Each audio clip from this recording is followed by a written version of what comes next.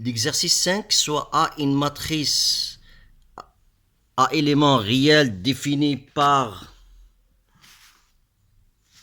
A, il n'y a que des 1 dans la diagonale, et petit a pour les autres. Montrez que, la première question, A est défini positif, si seulement C, A est compris entre moins 1 demi et A. La méthode de Jacobi appliquée à la résolution de système AX est égal à B, où B est un vecteur de 3 composantes, converge si seulement C, petit a est compris entre moins 1 demi et 1 demi. Solution. Alors, nous avons qu'une condition nécessaire est suffisante pour que la matrice A soit définie positive et que tous ces mineurs principaux soient strictement positifs. Calculons ces mineurs principaux, nous avons.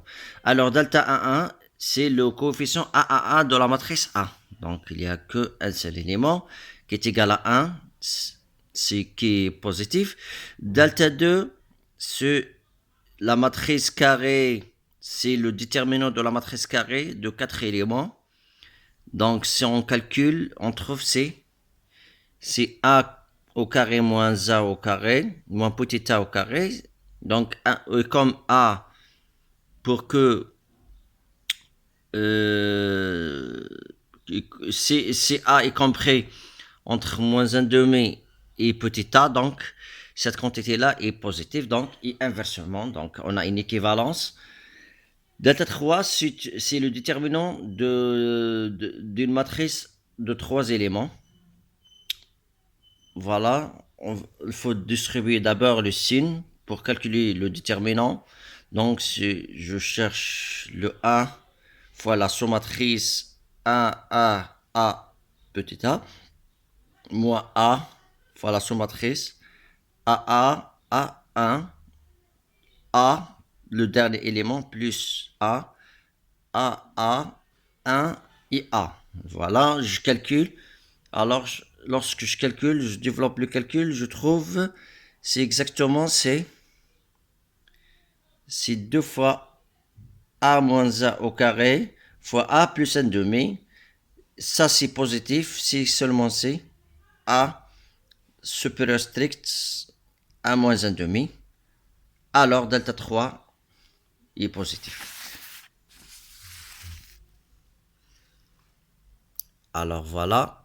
2, delta 1 et delta 2, delta 3 positif. Alors, A défini positif, c'est équivalent à dire que A est compris moins 1 demi A. De même, nous savons qu'une condition nécessaire est suffisante pour que l'algorithme de Jacobi converge, indépendamment de la condition initiale x0, si le rho de A est inférieur à ce de rho de alpha, inférieur strict à 1. Alors, le rho de alpha, c'est le maximum des valeurs propres en valeur absolue. Donc, je calcule les valeurs propres.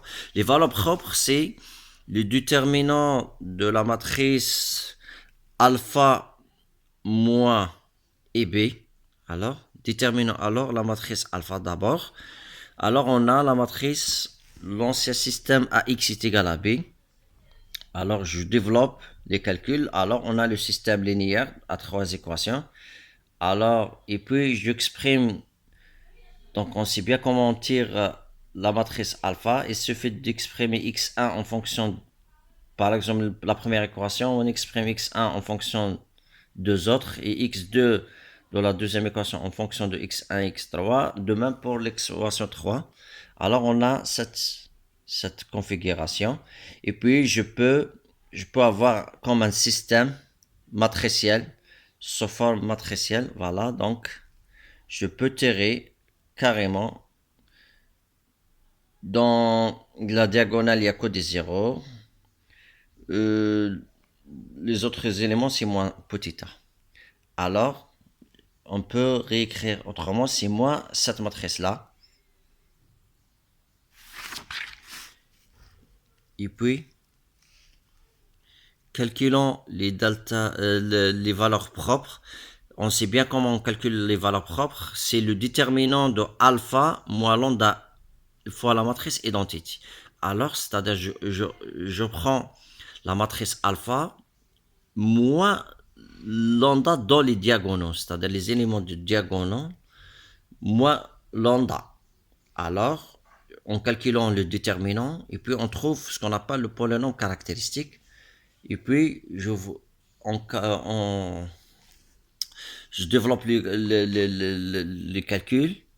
Voilà la forme. Donc, on a deux valeurs. Ou bien lambda est égal à A, ou bien lambda est égal à moins 2A. Donc, en valeur propre, donc je calcule rho de alpha, on calcule le maximum. Lorsque je calcule le maximum, c'est la valeur absolue de 2A. Donc, automatiquement, rho de A est inférieur à A. C'est seulement C, petit a est compris entre moins 1,5 et 1,5. Voilà, merci pour votre attention.